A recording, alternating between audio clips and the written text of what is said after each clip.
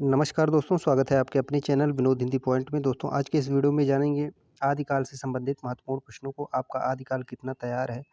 आदिकाल से प्रश्न जो है परीक्षा में पूछे जाते हैं।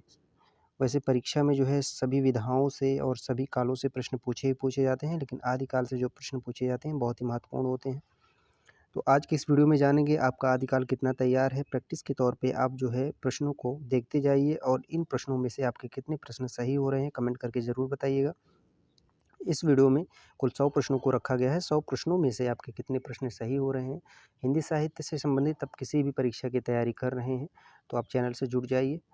वीडियो पसंद आए तो वीडियो को शेयर कर दीजिएगा। चैनल पर नए हैं तो चैनल को सब्सक्राइब कर लीजिए। चलिए शुरू करते हैं आज का यह वीडियो। आज का हमारा पहला प्रश्न है, आदिकाल के नाम हैं। आदिकाल के नाम है प्रारंभिक काल या चारण काल, संधि काल, अपभ्रंश काल तथा वीरगाथा काल या फिर उपरोक्त सभी। तो आदिकाल का जो नाम है वह उपरोक्त सभी है। प्रारंभिक काल, चारण काल, संधि काल, अपभ्रंश काल तथा वीरगाथा काल के नाम से आदिकाल को जाना जाता है। अगर आपका उत्तर डी है तो सही हो है। अगला प्रश्न है, आदिकाल का समय क्या है? आदिकाल का समय क्या है? तो आदिकाल का जो समय है वह है संवत 1050 से 1375 विक्रम संवत तक। ठीक है, आदिकाल का जो समय है 1050 से 1375 विक्रम संवत तक है। अगला प्रश्न है, आचार्य रामचंद्र शुक्ल ने आदिकाल का काल निर्धारित किया है। आचार्य रामचंद्र शुक्ल ने आदिकाल का काल निर्धारित किया है 933 से 1318 ईस्वी तक। 933 से 1318 ईस्वी तक आचार्य रामचंद्र शुक्ल ने आदिकाल का काल निर्धारित किया है। अगला प्रश्न है, आदिकाल को वीरगाथा काल नाम किसने दिया? आसान प्रश्न है। तो आदिकाल को वीरगाथा काल नाम दिया है आचार्य रामचंद्र शुक्ल ने। आदिकाल को चारण काल किसने कहा है? आदिकाल को चारण काल किसने कहा है? तो जॉर्ज ग्रियर्सन ने कहा है। आदिकाल को संधि काल नाम किसने दिया? आदिकाल को संधि काल नाम किसने दिया? तो संधि काल के नाम से जानने वाले विद्वान हैं रामकुमार वर्मा। अगला प्रश्न है, महावीर प्रसाद द्विवेदी ने आदिकाल को नाम दिया है। कई बार परीक्षा में पूछा गया प्रश्न है। तो बीजोपन काल के नाम से महावीर प्रसाद द्विवेदी आदिकाल को जानते थे। अगला है, प्रारंभिक काल को आदिकाल किसने कहा? प्रारंभिक काल को आदिकाल किसने कहा? तो आदिकाल को आदिकाल के नाम से जानने वाले हैं हजारी प्रसाद द्विवेदी। अगला प्रश्न है, रासो ग्रंथकारों में निम्नलिखित में से कौन सी प्रवृत्ति नहीं थी? इसमें जो नहीं थी वह जैन बौद्ध धर्म से संबंधित रचनाएं। यह जो है रासो ग्रंथकारों में यह प्रवृत्ति नहीं थी, जैन बौद्ध धर्म से संबंधित रचनाएं। बाकी आश्रयदाताओं की अतिशयोक्तिपूर्ण प्रशंसा यह थी। डिंगल पिंगल भाषा भी थी, वीर तथा श्रृंगार रस का प्रयोग था, यह थे। लेकिन जैन बौद्ध धर्म से संबंधित रचनाएं नहीं थी। अगला है, आदिकालीन प्राचीनतम महाकाव्य कौन सा है? आदिकालीन प्राचीनतम महाकाव्य कौन सा है? पृथ्वीराज रासो। आदिकालीन प्राचीनतम महाकाव्य है पृथ्वीराज रासो। अगला प्रश्न है, आदिकालीन साहित्य को कितने भागों में बांटा जा सकता है? आदिकालीन साहित्य को कितने भागों में बांटा जा सकता है? तो 5 भागों में बांटा जा सकता है।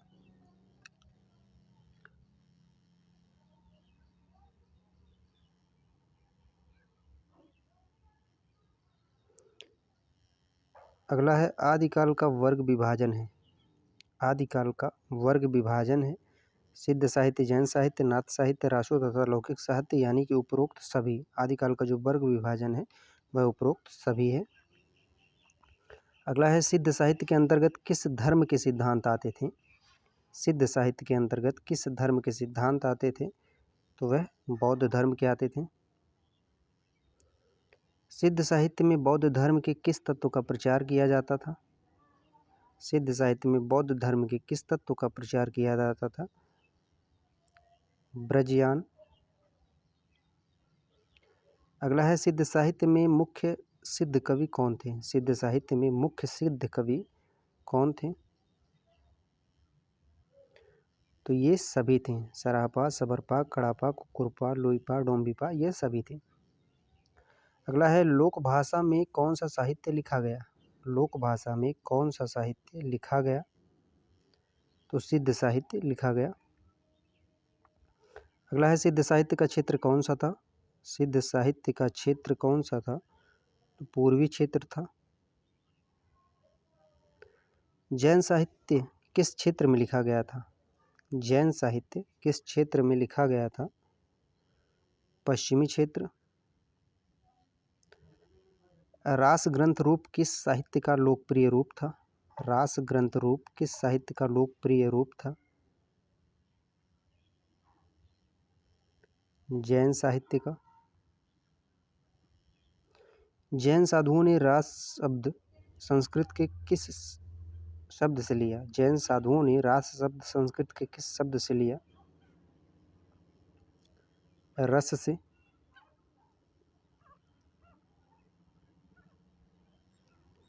श्रावकाचार्य के रचनाकार कौन थे? श्रावकाचार्य के रचनाकार कौन थे? देवसेन। भारतेश्वर बाहुबली रास के रचनाकार कौन थे? भारतेश्वर बाहुबली रास के रचनाकार कौन थे?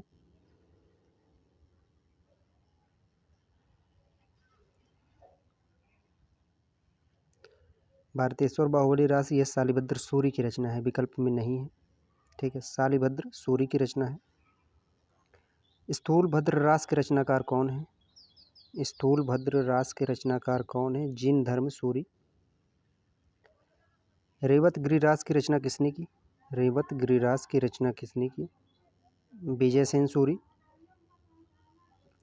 सिद्धों की वाम मार्गीय योग साधना की प्रतिक्रिया में कौन सी साधना पद्धति आरंभ हुई? सिद्धों की वाम मार्गीय योग साधना की प्रतिक्रिया में कौन सी साधना पद्धति आरंभ हुई?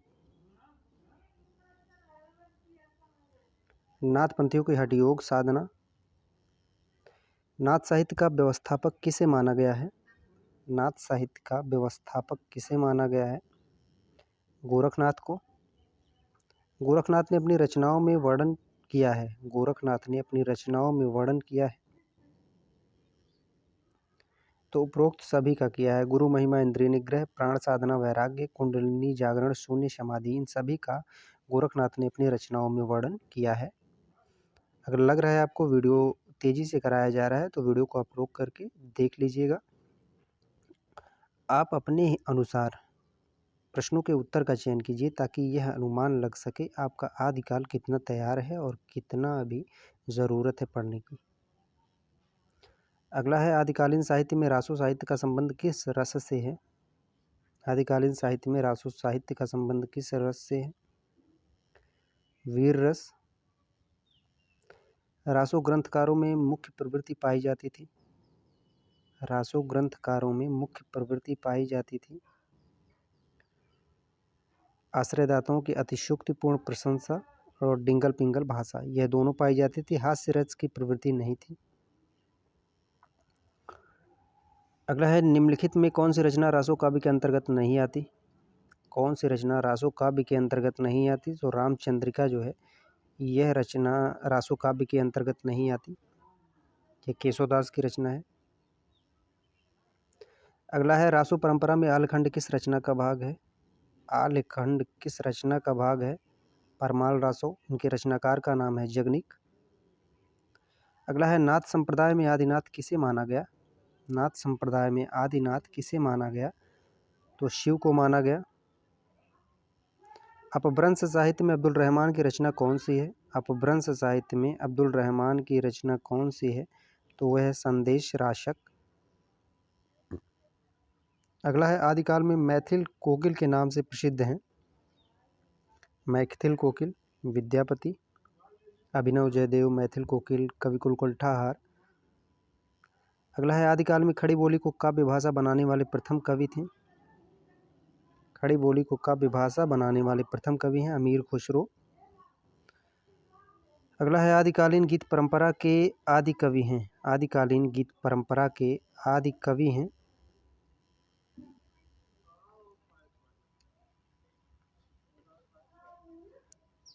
इसका सही उत्तर हो जाएगा विद्यापति। विद्यापति की रचना कौन सी है? विद्यापति की रचना कौन सी है? कीर्तलता और कीर्त पताका दोनों है। संदेश राशक अब्दुल रहमान की रचना है। राजस्थानी भाषा जिस पर अपभ्रंश का अधिक प्रभाव था कहलाई थी। अपभ्रंश का जिस पर अधिक प्रभाव था वह डिंगल कहलाई थी। पृथ्वीराज रासो की प्रामाणिकता पर संदेह करने वाले आलोचक कौन है? पृथ्वीराज रासो की प्रामाणिकता पर संदेह करने वाले आलोचक कौन है? तो ये सभी हैं, कविराज श्यामल, आचार्य रामचंद्र शुक्ल और मुरादी, ये सभी हैं। बूलर। डॉक्टर हजारी प्रसाद द्विवेदी ने धर्म परीक्षा के आधार पर जैन साहित्य का सबसे प्राचीन कवि किसे माना है? डॉक्टर हजारी प्रसाद द्विवेदी ने धर्म परीक्षा के आधार पर जैन साहित्य का सबसे प्राचीन कवि चतुर्मुख को माना है। बौद्ध साहित्य की प्रतीकात्मक भाषा को क्या नाम दिया गया? बौद्ध साहित्य की प्रतीकात्मक भाषा को क्या नाम दिया गया? तो संध्या भाषा नाम दिया गया। महत्वपूर्ण प्रश्न है। लोक साहित्य के भाग हैं, लोक साहित्य के भाग हैं, तो ए और बी दोनों हैं। सैद्धांतिक साहित्य, श्रृंगार रस का साहित्य। प्रादेशिक बोलियों के साथ देश भाषा ब्रज के संयोग से बनी अपभ्रंश भाषा का क्या नाम है?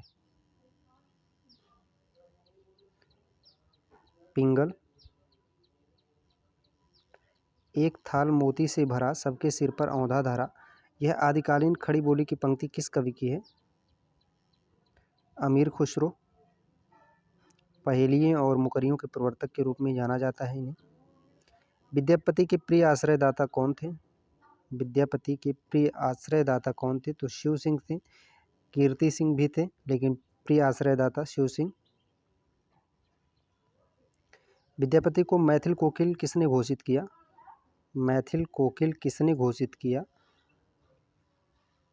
तो ग्रियर्सन और सुनीत कुमार चटर्जी ने मैथिल कोकिल घोषित किया विद्यापति को। इनकी जो प्रसिद्ध रचना है पदावली के आधार पर इन्हें जो है मैथिल कोकिल कवि कहा गया। किसने विद्यापति को एक श्रृंगारी कवि माना है? श्रृंगारी कवि मानने वाले हैं राम कुमार वर्मा।